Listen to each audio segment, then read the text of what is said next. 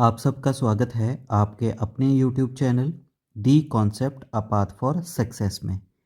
आज हम इस वीडियो लेक्चर में डिस्कस करेंगे Himachal Pradesh public service commission के द्वारा 2021 में कंडक्ट किए गए नायब तहसीलदार के प्रीलिम्स एग्ज़ाम के बारे में।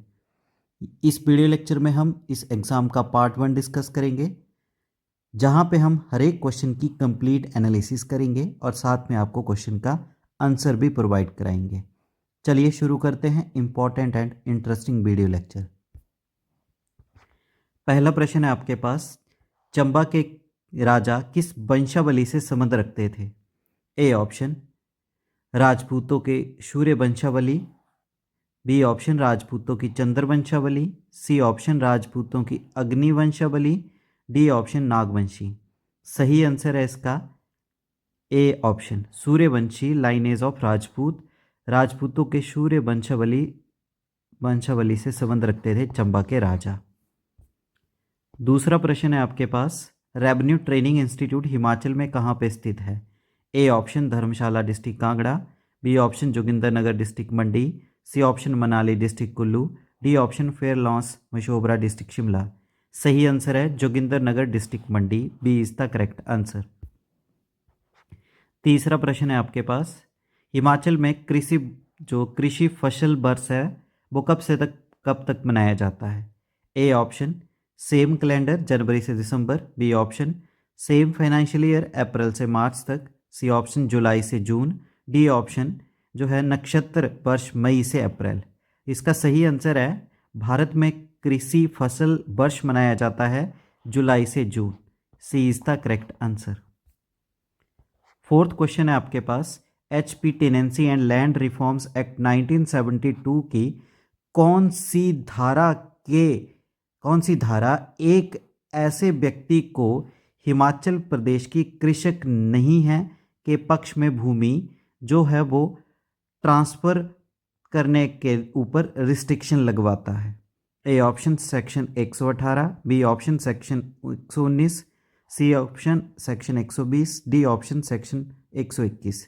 सही आंसर है सेक्शन 118 के अंतर्गत कोई हिमाचल का कृषक नहीं है तो उसको भूमि को ट्रांसफर करने का अधिकार नहीं है। A is the correct answer. पांचवा प्रश्न है आपके पास, भारतीय संविधान के अनुसार भूमि सुधार जो है किस लिस्ट के अंतर्गत आते हैं? A option concurrent list, B option state list, C option union list, D option सभी में। सही आंसर है जो लैंड रिफॉर्म्स आते हैं वो आते हैं स्टेट लिस्ट के अंतर्गत, B is the correct answer. Six question है आपके पास, उस मोबाइल ऐप का नाम बताइए जहां पे आप जो हिमाचल प्रदेश के लैंड की रिकॉर्ड्स है यानी भूमि का जो रिकॉर्ड है उसको देख सकते हैं। तो ए ऑप्शन है M Devbhoomi mobile land record Himachal Pradesh, B option M Himbhoomi mobile land record Himachal Pradesh, C option है M Himgiri mobile land record Himachal Pradesh, D option M revenue mobile land record Himachal प्रदेश।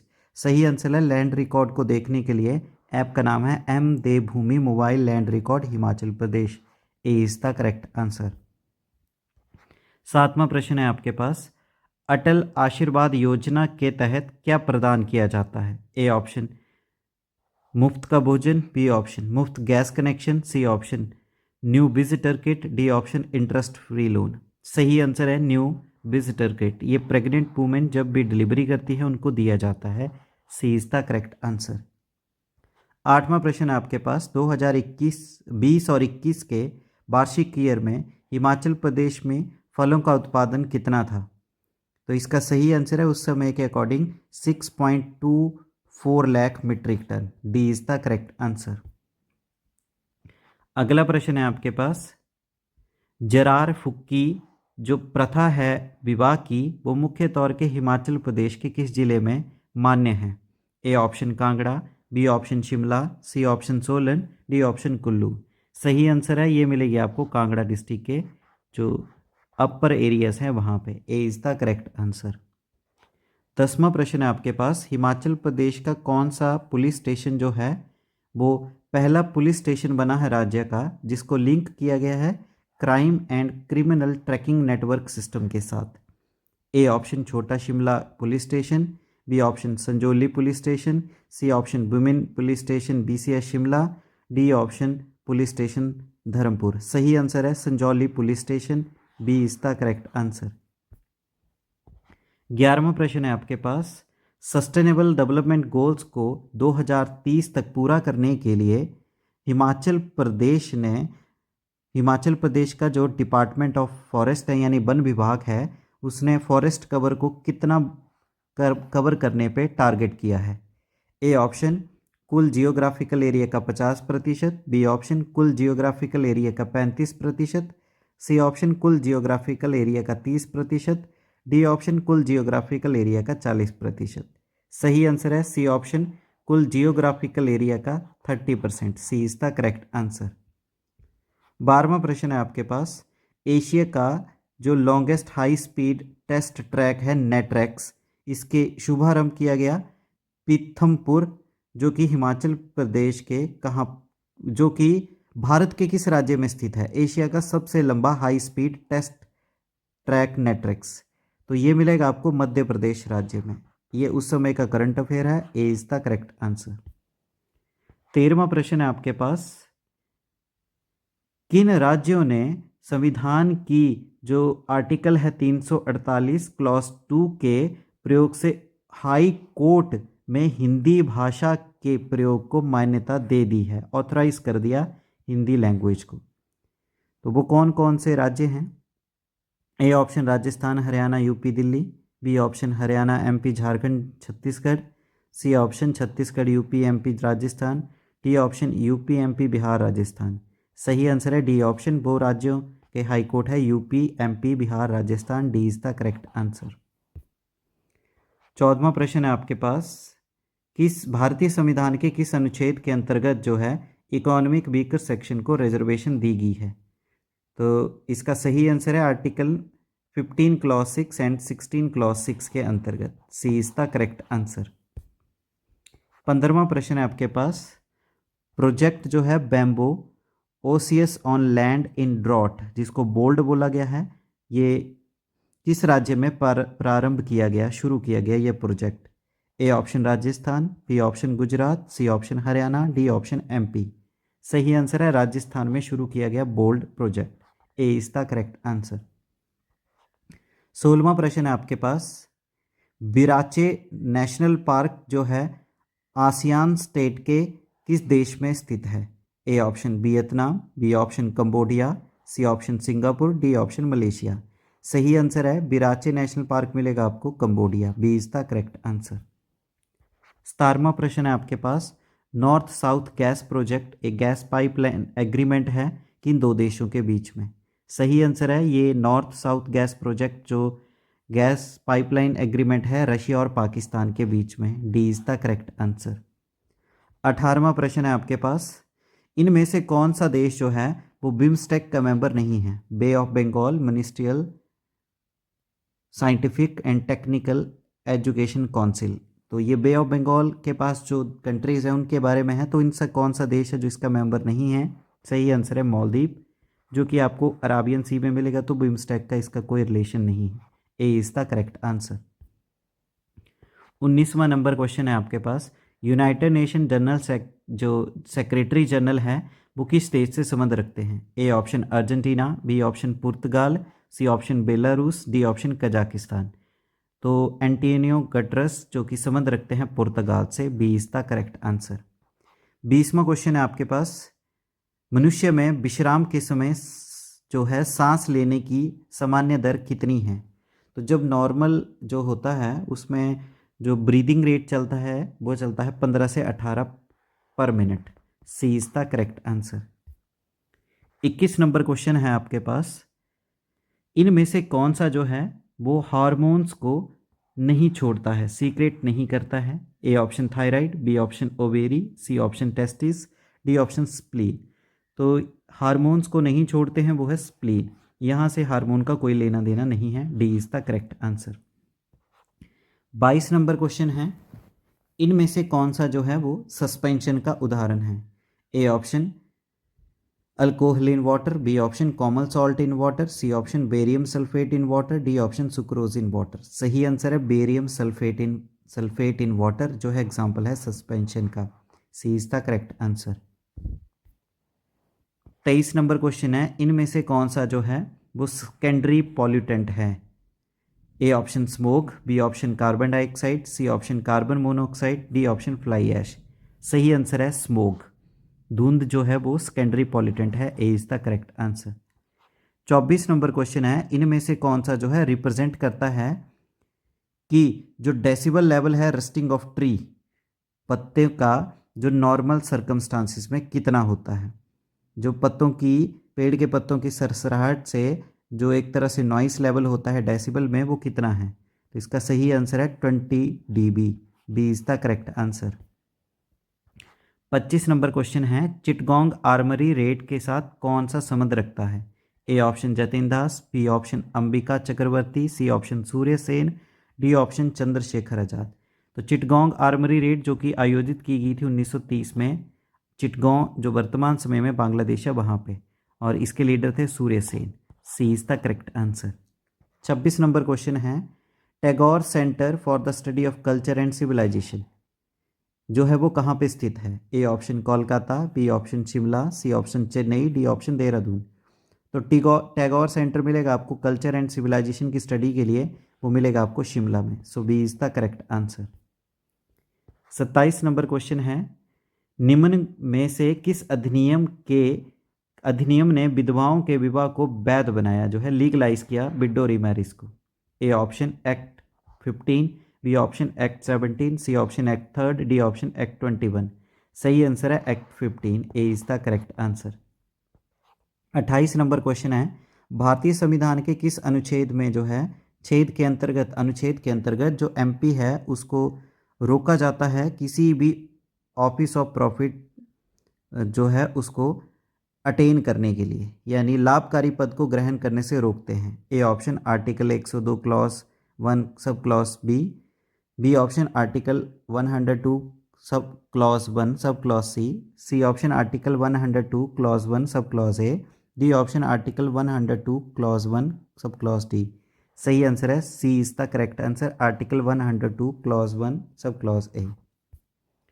29 नंबर क्वेश्चन है, भारत की जो विदेशी मुद्रा भंडार है यानी फॉरेन एक्सचेंज रिजर्व है, इनमें से कौन सा आइटम उसमें इंक्लूड है? तो इसका सही आंसर है फॉरेक्स जो बनता है वो बनता है फॉरेन करेंसी एसेट से।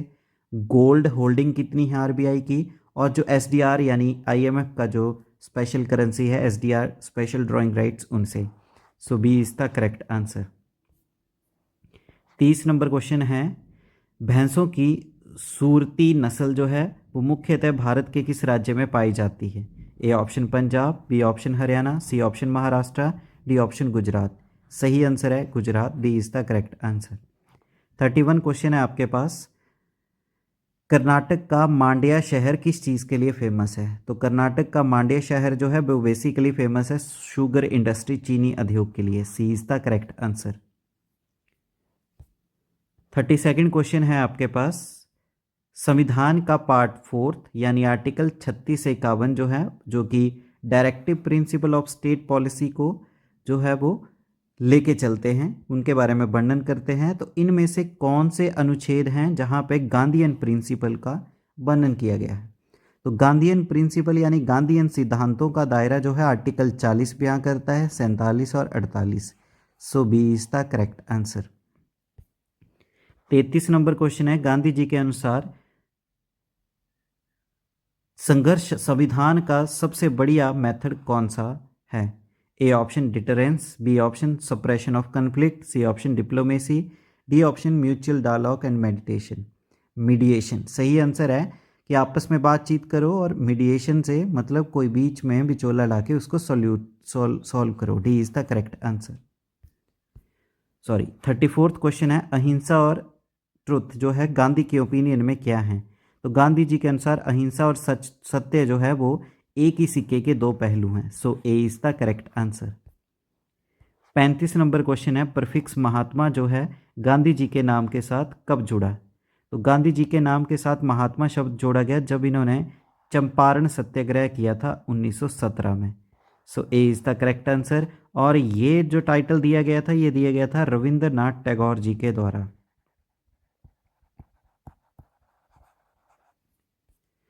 36 क्वेश्चन है, गांधी जी का जो नॉन वायलेंस है वो कहाँ से शुरू हुआ था, यानी अहिंसा से कहाँ कहाँ से शुरू की थी। ए ऑप्शन है ब्रिटिश गवर्नमेंट के डर से, बी ऑप्शन है हथियारों का ना होना, सी ऑप्शन है नैतिक और आत्मबल, डी ऑप्शन है कॉवर्ड्स कॉवर्डाइस। सही आंसर है गांधी जी का जो नॉन वायलेंस है वो उभरा है आपके मॉरल और सोल फोर्स से। सी इज द करेक्ट आंसर, यानी नैतिक और आत्मबल। 37 क्वेश्चन है, गांधी जी की एक स्टेटमेंट थी जो अत्यधिक मनी है वो लोगों के जो गरीबों के भले के लिए यूज़ होनी चाहिए, वो किस चीज़ का वर्णन करती हैं। तो ये स्टेटमेंट वर्णन करती है theory of trusteeship. D is the correct answer. 62nd question है, रेमोन मैग्सेसे अवार्ड को क्रॉनिकल ऑर्डर में करिए कि किन को पहले मिला है, उसके बाद किसको, उसके बाद किसको। तो सबसे पहले ये मिला गया, इनमें से मिला था अरविंद केजरीवाल को पहले नंबर पे, फिर इसके बाद मिला था ये TN शीशन को, फिर तीसरे नंबर पे आते हैं आपके जिनको ये दिया गया था वो थे रविश कुमार, फिर लास्ट में मिला था Chintaman Deshmukh. So C is the correct answer chronological order के अनुसार। 63 नंबर क्वेश्चन है, इन सबको अरेंज करिए जो कि इन्वायरमेंटल से रिलेटेड एक्ट हैं क्रोनोलॉजिकल ऑर्डर में इनके सालों के अनुसार के अनुसार। तो पहला है water prevention and control pollution act, दूसरा है NGT, तीसरा है wild life protection act, D है आपका फॉरेस्ट कंजर्वेशन एक्ट। तो इनमें से सबसे पहले आया था वाइल्ड लाइफ प्रोटेक्शन एक्ट 1972, फिर आया था water prevention and control pollution act 1974, फिर इसके बाद आया था फॉरेस्ट कंजर्वेशन एक्ट 1980 और लास्ट में है NGT 2010। So C is the correct answer. 64 question है, इनमें से दी गई स्टेटमेंट के अनुसार जो है इनको क्रोनोलॉजिकल ऑर्डर में सेट कीजिए। जो armed force special power act है भारत के अलग अलग हिस्सों में लगा, तो किन किन में पहले लगा, उसके बाद किस में, उसके बाद किस में। तो सबसे पहले लगा था असम में, सो फर्स्ट इज असम। उसके बाद लगा था ये असम एंड मणिपुर दोनों का जो स्पेशल था उसके लिए अप्सा को लगाया गया था। फिर इसके बाद लगा था ये पंजाब एंड चंडीगढ़ के इसमें, फिर लास्ट में लगा था ये आपके जम्मू कश्मीर में। सो इसका B is the correct answer. 65 question है आपके पास, निम्न भारतीय आसियान घटनाओं को क्रोनोलॉजिकल ऑर्डर के अनुसार जो है वो अरेंज करिए। तो पहला है, तो इसमें सबसे पहले जो चीज़ हुई है वो है सेक्टरल डायलॉग पार्टनरशिप, ये चीज़ पहले हुई है। इसके बाद देखा गया था फुल डायलॉग पार्टनरशिप, फिर इसके बाद देखा गया मेंबरशिप आसियान रीजनल फॉर्म की, और लास्ट में आया था इंडियन आसियान फ्रेंडशिप। सो इसका सही आंसर है C3412। 66 क्वेश्चन है, निम्नलिखित जो घटनाएं हैं भारत और अमेरिका के संबंधों की उसको क्रोनोलॉजिकल ऑर्डर में अरेंज करिए।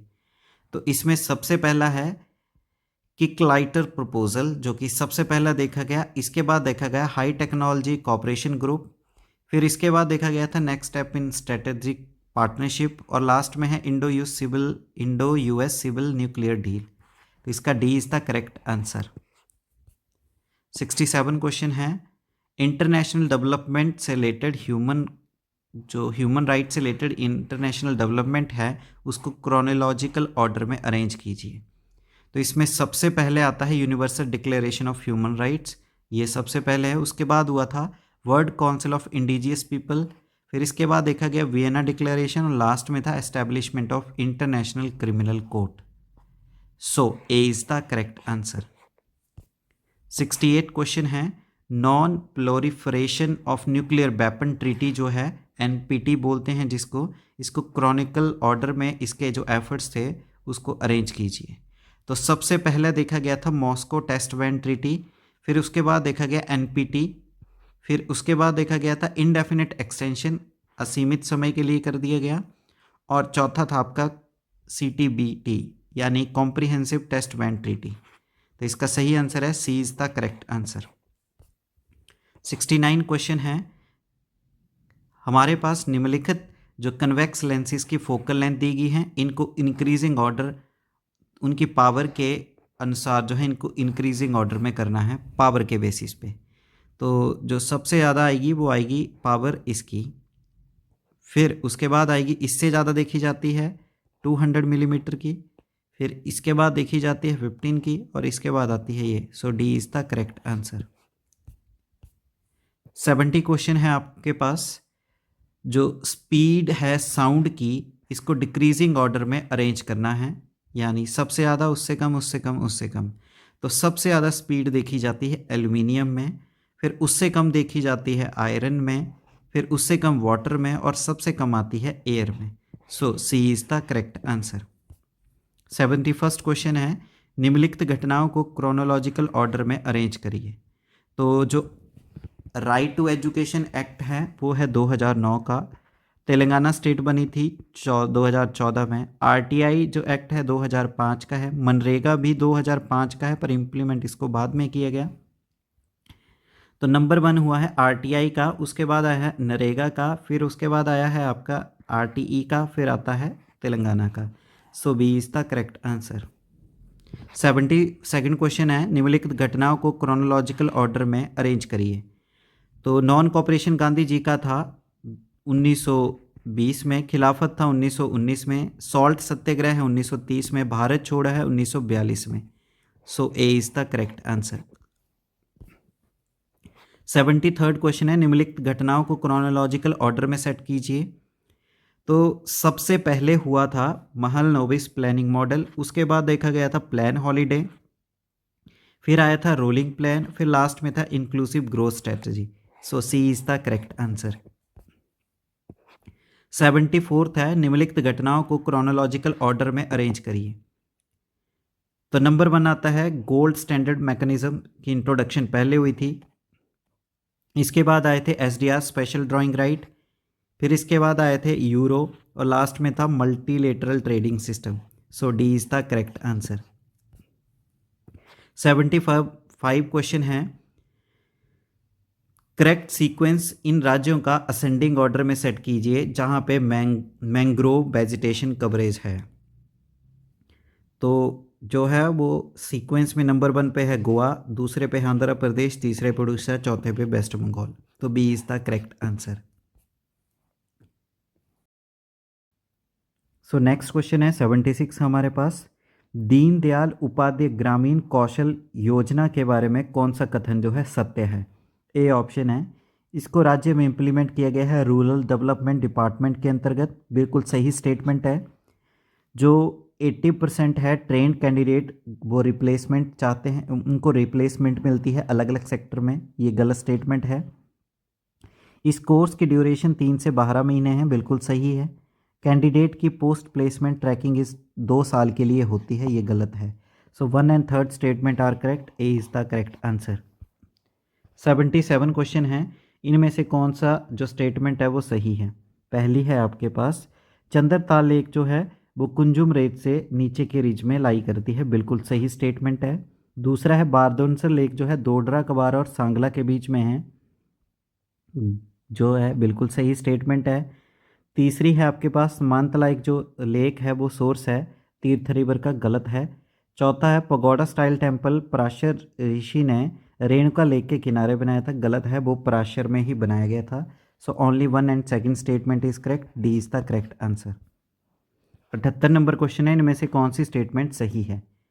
पहली दी गई है, गद्दी जनजाति के जो लोग हैं वो मैट्रियार्कल टाइप ऑफ फैमिली सिस्टम है, यानी माता जो है इंपॉर्टेंट हेड होती है।